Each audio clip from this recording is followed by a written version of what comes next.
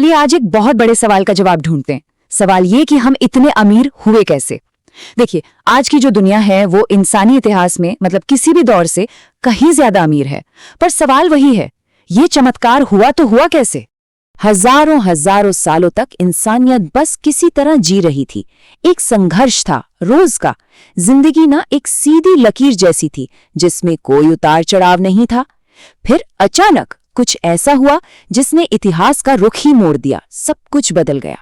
ये कहानी है गरीबी की बेड़ियों को तोड़कर आजाद होने की। एक ऐसा पलायन, एक ऐसा एस्केप जिसकी पहले कभी कल्पना भी नहीं की गई थी। और इसी महान सफर को आज हम समझने वाले हैं। अच्छा, इस बड़े बदलाव को समझने के लिए हमें पहले थोड़ा सा पीछे चलना होगा। उस दौर में जब दुनिया सदियों से, सचमुच सदियों से एक ही जगह पर ठहरी हुई थी। अब जरा इन आंकड़ों को देखिए। पहली सदी, फिर 1000 एडी, 1500, 1750, मतलब लगभग 1700 साल गुजर गए और औसत आमदनी में कोई खास फर्क नहीं आया। इसे ही इकोनॉमिक्स की भाषा में हॉकी स्टिक का लंबा सपाट हैंडल कहते हैं। मतलब एक सीधी लकीर, सदियों तक कुछ नहीं बदला। तो सवाल यह है कि इंसानियत इस सीधी लकीर में फंसी क्यों रही। इसकी वजह थी एक चीज जिसे कहते हैं माल्थुसियन ट्रैप। इसको ऐसे समझिए कि अगर किसी गांव में फसल थोड़ी बेहतर हो भी गई तो उससे आबादी बढ़ जाएगी, लेकिन ज्यादा लोगों के लिए वो थोड़ा सा ज्यादा अनाज तो काफी नहीं होगा, है ना। नतीजा, लोग वापस उसी गरीबी के कुएं में गिर जाते। यही था वो जाल। और फिर वो हुआ जिसका किसी को अंदाजा नहीं था। इतिहास ने करवट ली। ये कहानी का वो मोड़ है जहां इंसानियत ने उस सदियों पुराने जाल को आखिरकार तोड़ ही दिया। ये जो चिंगारी थी ना, वो पूरी दुनिया में एक साथ नहीं भड़की। नहीं, इसकी शुरुआत हुई एक छोटी सी जगह पर 1800 के दशक में ग्रेट ब्रिटेन में। और बस यहीं से वो हॉकी स्टिक का ग्राफ सीधा आसमान की तरफ उठना शुरू हो गया।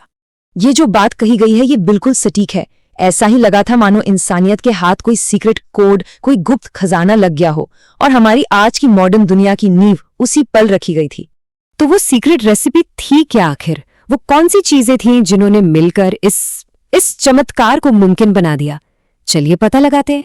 तो चलिए अब उस रेसिपी की सामग्री पर एक नजर डालते हैं।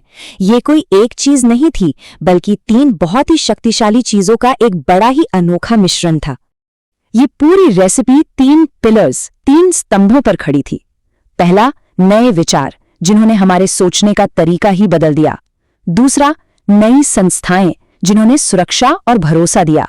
और तीसरा, नए प्रोत्साहन यानी इंसेंटिव्स जिन्होंने आविष्कार को बढ़ावा दिया। आइए एक एक करके इन्हें समझते हैं। तो पहली सामग्री थी विचार। उस दौर में एनलाइटनमेंट और साइंटिफिक रेवोल्यूशन जैसे आंदोलन हुए।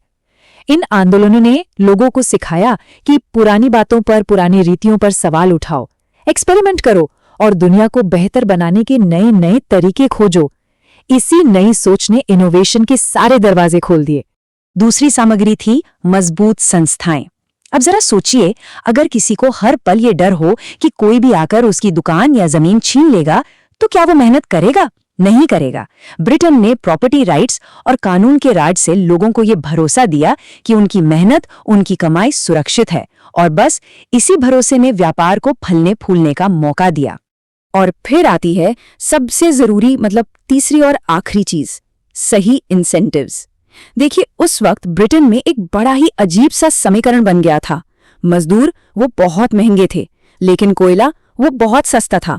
तो जो भी फैक्ट्री मालिक थे उनके दिमाग में क्या आएगा? यही ना कि भाई ऐसी मशीनें बनाओ जो सस्ते कोयले पर चलें और महंगे मजदूरों का काम कर दें। बस इसी एक सोच ने औद्योगिक क्रांति की आग में घी का काम किया।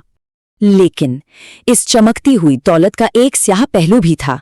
ये जो समृद्धि थी ना, ये कुछ ही देशों तक सिमट कर रह गई और इसने दुनिया को 2 हिस्सों में बांट दिया, अमीर और गरीब। इतिहासकार इसे द ग्रेट डाइवर्जेंस यानी महान विचलन कहते हैं। ये वो दौर था जब अमीर और गरीब देशों के बीच की खाई लगातार बढ़ती ही चली गई।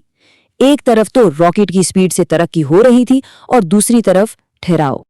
ये सिर्फ नंबर नहीं है, ये 1950 की दुनिया की कड़वी सच्चाई है।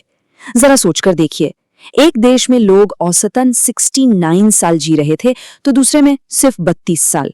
आय और स्वास्थ्य में इतना बड़ा अंतर, यही था महान विचलन का सच। लेकिन कहानी अभी खत्म नहीं हुई है। हाल के कुछ दशकों में इस कहानी में एक नया और बहुत ही उम्मीद भरा मोड़ आया है। अब हम द ग्रेट कन्वर्जेंस यानी महान अभिसरण के दौर में जी रहे हैं। ऐसा क्यों हो रहा है? क्योंकि अमीरी का वो जो गुप्त नुस्खा था ना, वो अब धीरे धीरे पूरी दुनिया में फैल रहा है और जो देश पीछे छूट गए थे वे अब बहुत तेजी से आगे बढ़ रहे हैं।